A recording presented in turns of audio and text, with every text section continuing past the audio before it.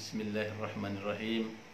Assalamualaikum warahmatullahi wabarakatuh.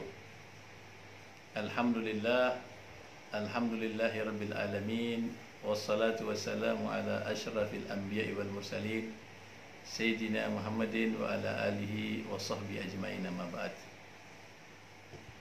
Para jamaah yang dimuliakan Allah Subhanahu wa taala, pemirsa dari pesantren Ramadan Al-Wafa bi Ahdillah Jawa Tengah, yang semoga semuanya diberi oleh Allah Subhanahu wa taala kejayaan, kesuksesan, kebahagiaan dunia sampai dengan akhirat. Pertama, mari kita bersyukur kehadirat Allah Subhanahu wa taala dengan syukur yang sedalam-dalamnya. Alhamdulillahirabbil alamin. Kita diberi oleh Allah Subhanahu wa taala kesehatan, diberi oleh Allah kesempatan, umur yang panjang ini untuk bisa alhamdulillah menemui bulan Ramadan tahun ini, tahun 1441 Hijriah. Mudah-mudahan Ramadan tahun ini menjadi Ramadan yang paling barakah untuk kita, Ramadan yang paling manfaat untuk kita, dan Ramadan yang akan bisa merubah diri kita menjadi manusia-manusia yang bertakwa kepada Allah Subhanahu wa taala dan menjadi insan yang diridai oleh Allah, dekat dengan Rasulullah sallallahu alaihi wasallam, sukses dunia dan akhirat. Amin ya rabbal alamin. Kesempatan Ramadan yang Allah Subhanahu wa taala berikan kepada kita di tahun ini dalam kondisi wabah corona justru insyaallah akan menjadi lebih baik.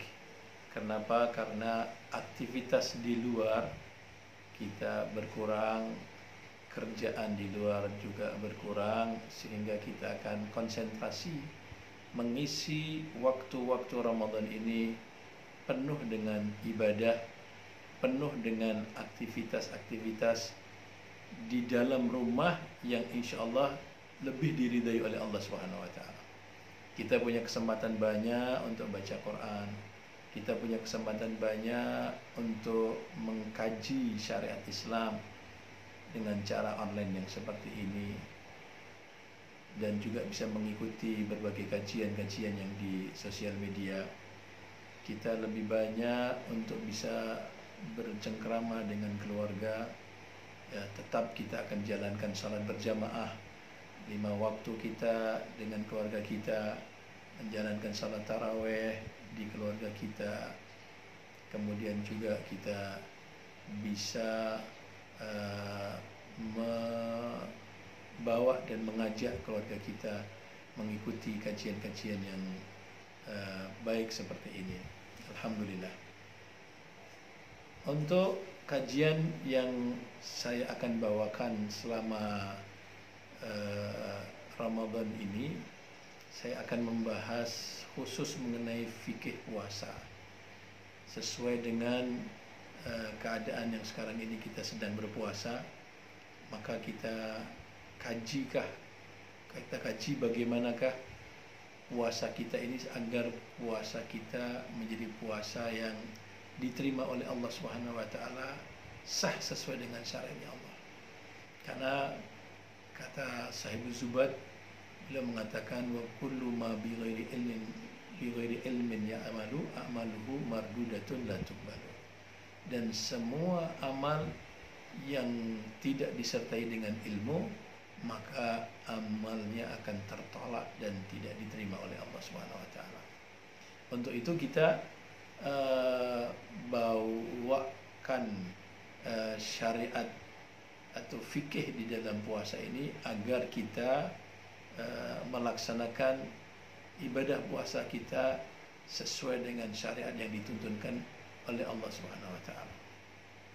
Saya akan bahas dari awal. Yang pertama mengenai definisi puasa. Ya. Puasa itu berasal dari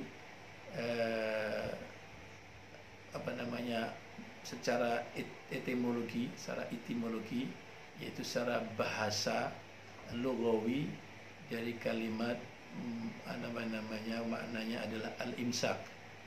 Al-imsak itu adalah menahan diri, ya, secara mutlak. Menahan diri apa saja, menahan diri dari bicara, menahan diri tidak makan, tidak minum, itu maknanya adalah imsak. Sebagaimana di dalam Al-Quran surat Maryam ayat 26, Allah berfirman, A'udzubillahi minasyaitonirrajim, Inni nadartu lirrahmani sawma falam ukallimal yauma insiya.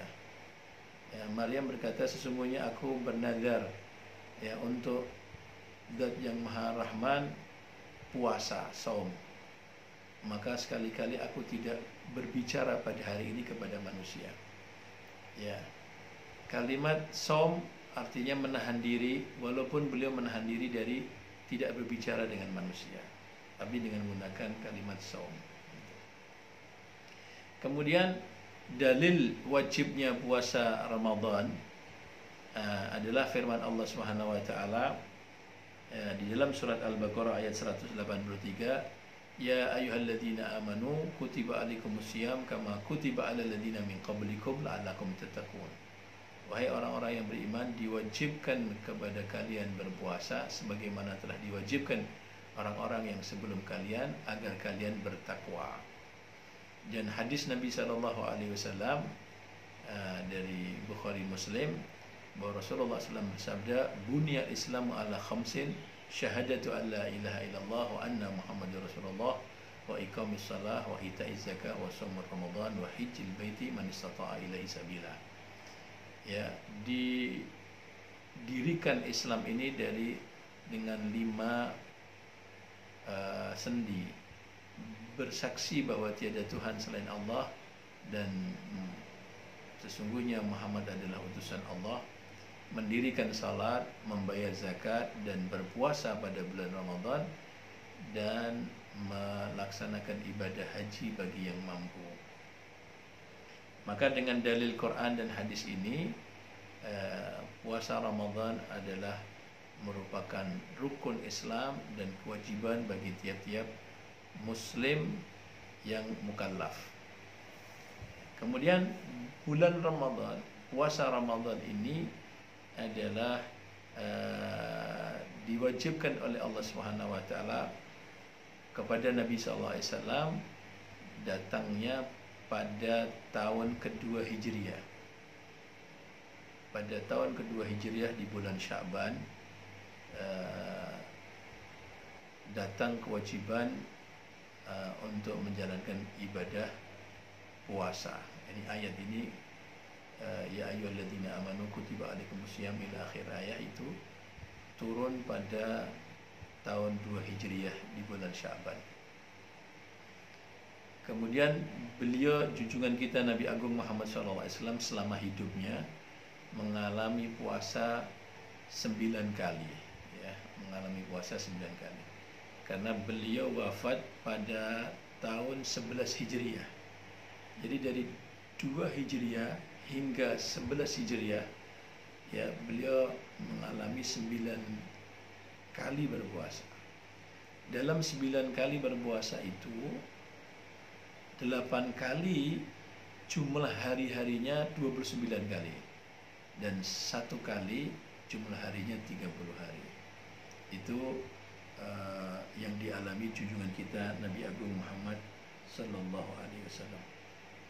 Bulan Ramadan adalah bulan ke-9 dari bulan-bulan Hijriah. Kita tahu bulan Hijriah itu diawali dari bulan Muharram, kemudian bulan Safar, kemudian bulan Rabiul Awal, yang keempat bulan Rabiul Tsani, yang kelima bulan Jumadil Awal, yang keenam bulan Jumadil Tsani, ya, yang ketujuh bulan Rajab, yang kedelapan bulan Sya'ban, dan yang kesembilan bulan Ramadan. Jadi bulan Ramadan adalah bulan yang ke-9. Dan dinamakan Ramadan dulu ketika bangsa Arab ingin menamakan bulan-bulan Hijriah, pas bulan Ramadan ini terjadi cuaca yang sangat panas sekali, ya, syadidul har, sehingga dinamakan Ramadan dari kalimat ramdo. Ramdo adalah artinya syiddatul har, sangat panas. Dan juga disebutkan dinamakan Ramadan karena di situ adalah yarmidud dunub, ya, makna yarmidud dunub adalah yahriquha, yaitu membakar dosa-dosa. Dengan puasa akan terbakar dosa-dosa, maka disebut Ramadan. Kemudian keutamaan orang berpuasa, banyak sekali di dalam Al-Quran dan hadis-hadis Nabi SAW yang menerangkan tentang keutamaan orang yang berpuasa. Di antaranya adalah di dalam surat Al-Ahqaf, di dalam surat Al-Haqqah, ya. Surat Al-Haqqah, Allah Subhanahu wa taala berfirman, A'udzu billahi minasyaitonir rajim. Kulu washrabu hani'an bima aslaftum fil ayyamil khaliyah.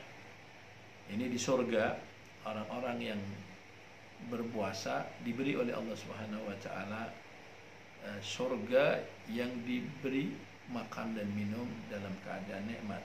Kulu washrabu, makanlah dan minumlah, hani'an, dalam keadaan terpenuhi semuanya dan bahagia merasakan kenikmatan dalam surga.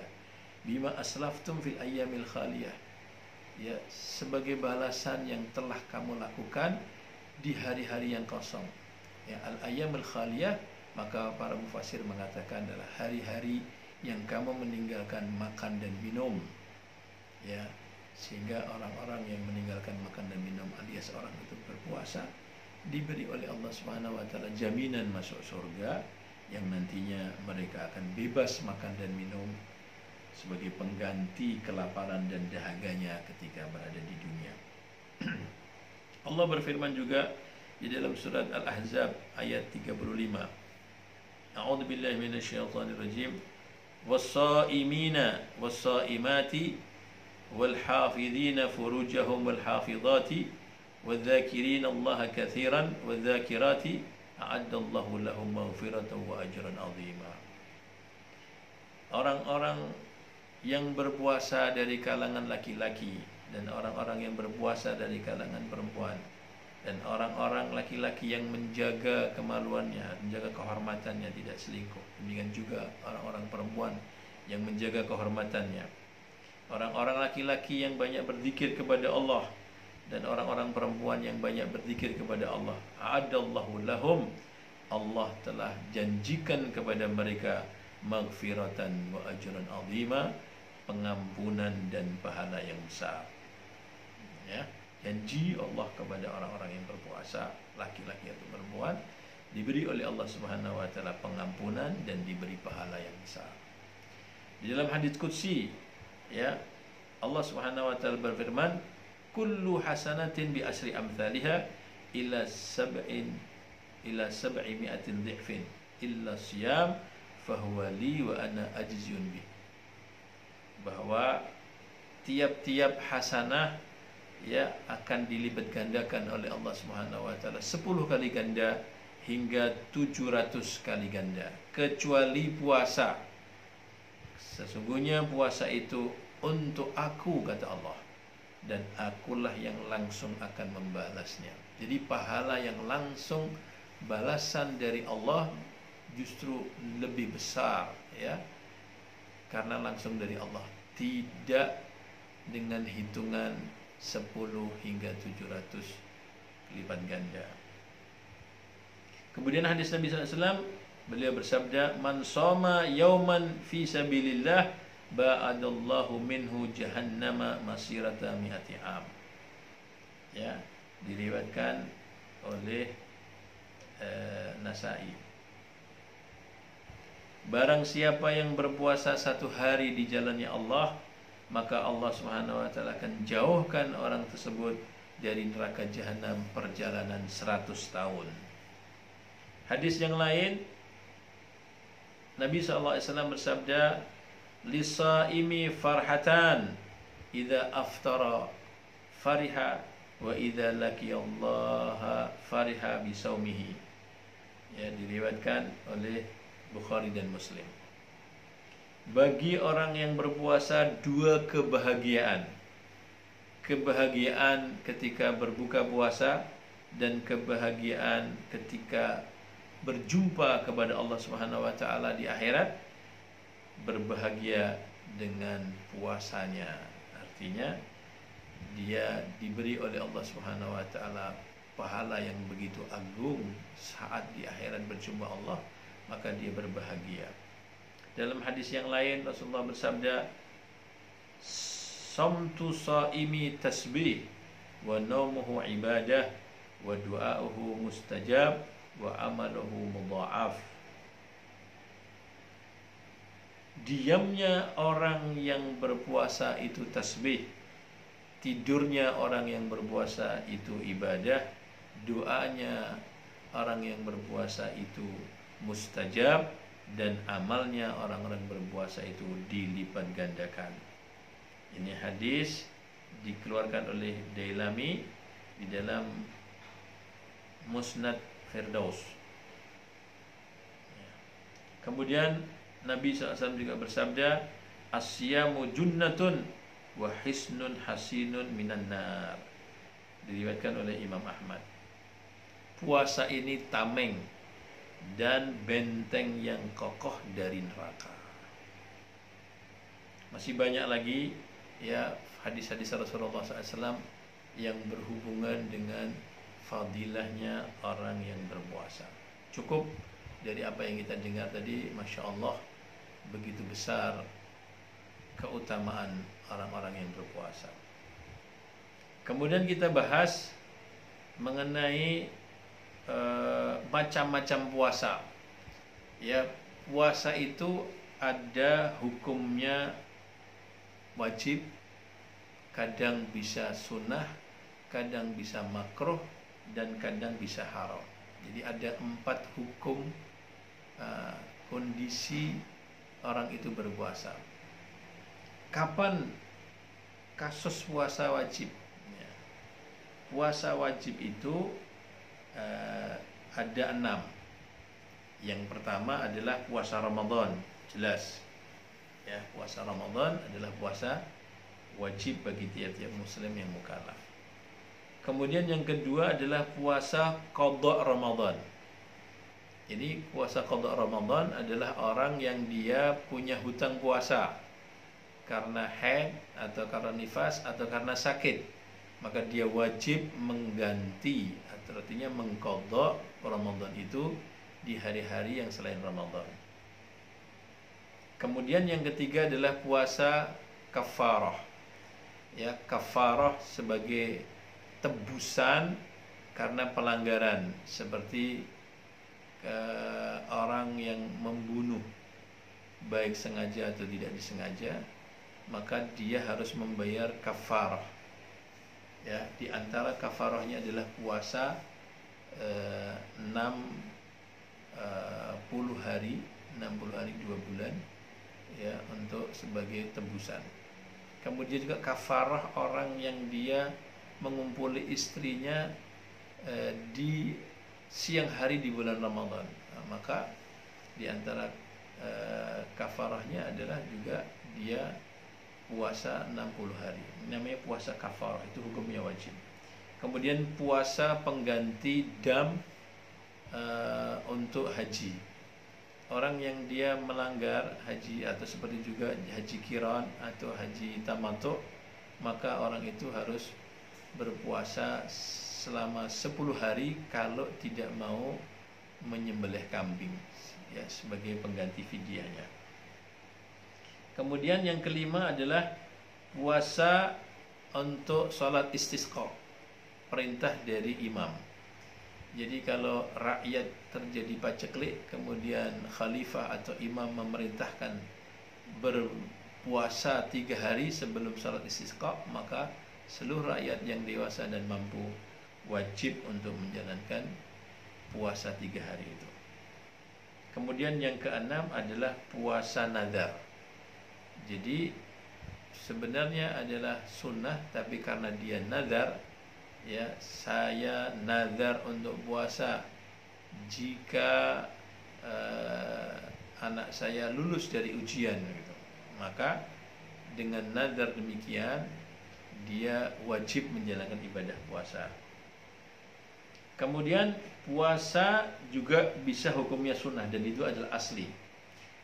Kapan puasa itu sunnah? Ya, puasa sunnah itu dibagi 3. Yang pertama adalah puasa sunnah tahunan. Ya, terjadi tahunan orang yang berbuka sunnah-sunnah tahunan. Yaitu diantaranya adalah puasa di hari Arafah tanggal 9 Dzulhijjah. Kemudian puasa di hari Tasu'a dan Asyura, yaitu tanggal 9 dan 10 bulan Muharram. Kemudian juga puasa pada hari-hari Asyhurul Hurum, bulan Rajab, bulan Dzulhijjah, bulan Dzulqa'dah, dan bulan Muharram. Itu adalah puasa tahunan, ya. Jadi sunnah kita puasa tanggal 1 sampai tanggal 9 di bulan Dzulhijjah. Itu terjadi sunnah tahunan. Kemudian ada puasa sunnah bulanan, ya, seperti Ayyamul Bid, hari-hari putih. Hari-hari putih adalah tanggal 13, 14, dan 15 tiap-tiap bulan Hijriah. Kenapa katakan hari putih? Karena malam harinya ada rembulan, ya, bulan yang besar, sehingga seolah-olah siangnya ada matahari dan malamnya ada bulan yang besar, bulan purnama, maka disebut hari putih. Kemudian juga puasa hari-hari hitam, ya, puasa hari-hari hitam sebaliknya adalah puasa tiap-tiap bulan Hijriah pada tanggal 28, 29, dan 30 Hijriah. Ya. Kemudian yang ketiga adalah puasa yang terulang-ulang mingguan, ya, yaitu puasa Senin Kemis, ya. Puasa Senin Kemis. Dan juga puasa Nabi Allah Daud, ya, sehari puasa dan sehari tidak. Sehari puasa, sehari tidak. Dan itu adalah puasa yang paling afdal. Puasa sunnah yang paling afdal adalah puasa Nabi Allah Daud alaihissalam. Kemudian makruh. Kapan puasa itu hukumnya makruh? Yaitu ketika orang itu puasa sendiri, memilih hari Jumat atau hari Sabtu saja atau hari Minggu saja, itu makruh. Tidak ada sangkut pautnya dengan nazar, tidak ada sangkut pautnya dengan rutinan puasa Nabi Daud, ya. Tahu-tahu dia puasa, pokoknya ini hari Jumat saya mau puasa. Ada apa? Pokoknya saya mau puasa hari Jumat. Nah, ini makruh. Demikian juga hanya hari Sabtu saja juga makruh, hanya hari Ahad saja juga makruh. Kemudian puasa makruh lain adalah puasa dahar. Jadi 1 tahun penuh orang itu puasa. Walaupun di hari-hari yang diharamkan puasa dia tidak puasa, tapi terus puasa, yang kalau ditakutkan orang itu akan justru kena bahaya, ya, bahaya lemah tubuhnya sehingga dia tidak bisa menjalankan kewajiban, maka puasa yang demikian ini hukumnya makruh. Kemudian puasa yang diharamkan. Puasa yang diharamkan ada 2. Yang pertama haram tapi sah, ya, hukumnya puasanya sah tapi hukumnya haram. Ya, kapan itu? Kasusnya apa? Yaitu puasanya seorang wanita, ya, yang bersuami tanpa izin dengan suaminya atau tidak diizinkan suaminya. Ya kan? Istri kewajibannya adalah melayani suami. Maka ketika ada suaminya, dia harus minta izin ketika dia mau puasa sunnah. Maka kalau dia belum diizinkan, maka puasanya tetap sah tapi haram hukumnya. Kemudian yang kedua adalah puasanya seorang budak tanpa izin tuannya. Karena seorang budak itu kewajibannya adalah menjalankan tugas-tugas tuannya. Maka kalau dia mau berpuasa, dia harus izin, karena nanti kalau tidak izin dia akan haram dan kurang di dalam khidmatnya kepada tuannya. Kemudian yang kedua adalah puasa yang diharamkan dan tidak sah. Ya, tadi yang pertama sah tapi haram. Kalau yang kedua ini adalah aslan puasanya tidak sah dan hukumnya haram. Yaitu adalah puasa yang pertama di Idul Fitri, ya, tanggal 1 Syawal puasa. Hari raya Idul Fitri tidak boleh. Kemudian yang kedua puasa hari raya Idul Adha tanggal 10 Dzulhijjah. Kemudian yang ketiga adalah puasa hari-hari tasyrik tanggal 11, 12 dan 13 Dzulhijjah. Hari tasyrik adalah hari yang dimana maknanya tasyrik artinya memotong-motong, artinya memotong-motong daging kurban, adalah hari makan dan minum. Maka haram orang itu akan berpuasa. Kemudian yang keempat adalah puasa akhir pertengahan bulan Sya'ban, tanpa diawali dengan puasa sunnah sebelumnya. Ya, dia tidak ada puasa sunnah sebelumnya, tahu-tahu tanggal 16, 17, 18 ke atas di bulan Sya'ban dia puasa begitu saja, maka hukumnya haram. Hukumnya haram. Tidak jadi haram jika jika dia memang ada kewajiban qadha. Dia punya qadha Ramadan. Nah, sempatnya dia mengqadha ternyata di akhir bulan Sya'ban tanggal 16 ke atas, maka tidak haram. Atau dia punya nazar, juga tidak jadi haram. Yang ketiga, dia punya wiritan, dia punya rutinan puasa Senin Kamis, Senin Kamis, Senin Kamis, atau rutinan Daud, ya, sehari puasa sehari tidak, sehari puasa tidak. Pas akhir Sya'ban dia berlanjut seperti itu, maka dibolehkan, ya, tidak haram orang itu. Atau dia menjalankan puasa sebelumnya, jadi dia awal Sya'ban dia sudah puasa, terus berlanjut sampai akhir Sya'ban, maka dibolehkan, itu tidak haram. Yang kelima, puasa yang haram adalah puasa di hari Syak. Jadi kalau orang datang pada tanggal 29 Sya'ban, ya, seperti kemarin hari Kamis 23 April itu tanggal 29 Sya'ban. Hari Jumat kalau tidak ada pengumuman pemerintah pada hari ini adalah hari yang Syak. Hari Syak. Apakah 30 Sya'ban ataukah 1 Ramadan? Ya.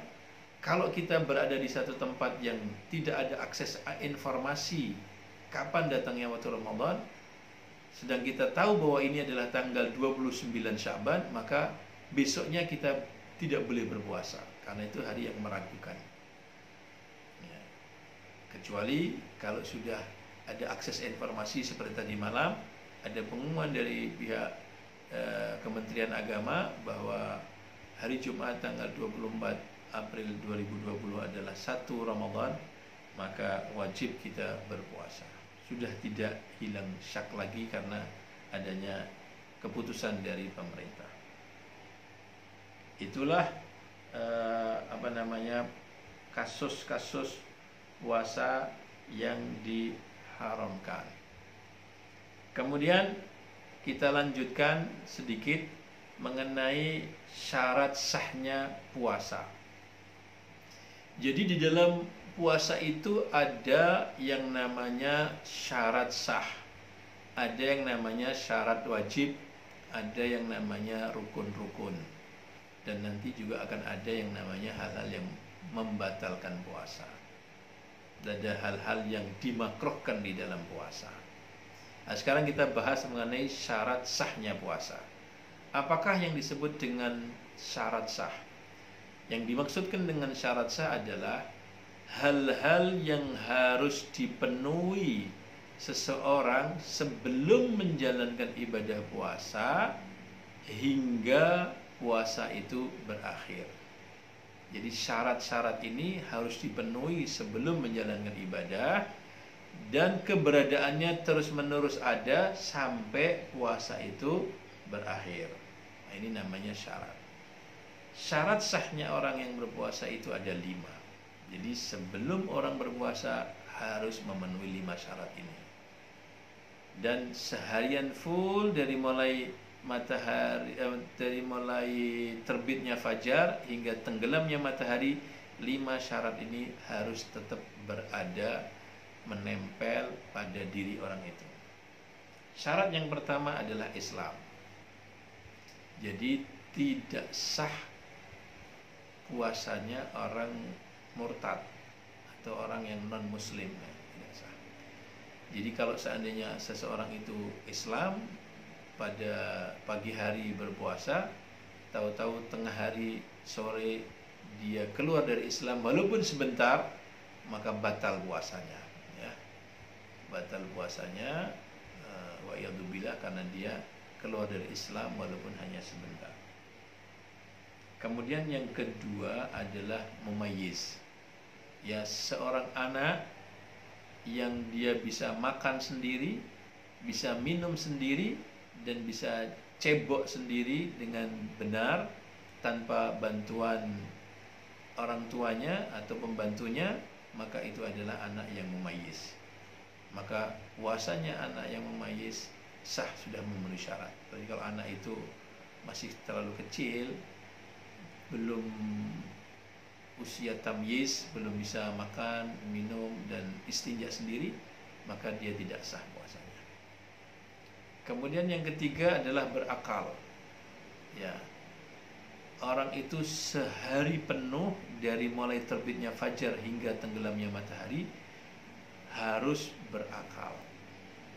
Jadi kalau akalnya hilang walaupun sebentar di tengah-tengah siang hari ketika puasa, maka puasanya batal. Walaupun hanya sebentar saja, apalagi seterusnya. Ya, barangkali orang itu mungkin punya penyakit kelainan jiwa, dia puasa waktu fajar, ya, sore hari, kemudian dia kambuh penyakit jiwanya sampai dia hilang akalnya, ya, maka orang itu batal puasanya. Walaupun nanti menjelang maghrib dia sembuh, nah, tetap batal. Kemudian yang keempat adalah suci dari haid dan nifas. Jadi syaratnya orang yang berpuasa dia tidak dalam keadaan haid, tidak dalam keadaan nifas. Di tengah-tengah puasa kemudian datang haid atau melahirkan anak, batal puasanya, ya, batal puasanya. Walaupun tinggal 5 menit adzan maghrib, keluar darah haid, batal puasanya. Gitu. Kemudian yang terakhir adalah dia tahu secara yakin bahwa hari yang dia puasa itu adalah hari yang dibolehkan atau dibenarkan dia berpuasa.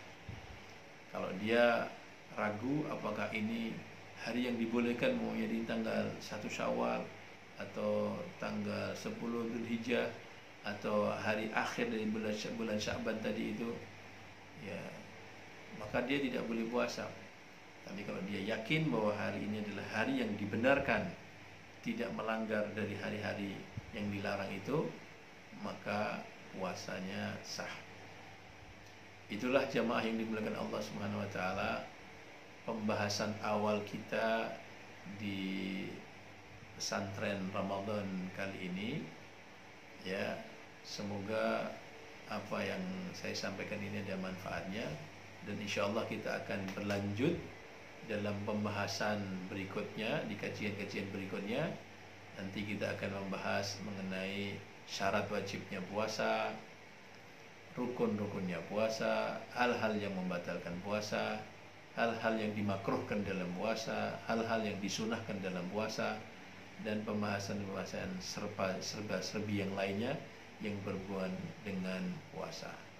Mudah-mudahan kajian ini ada manfaatnya.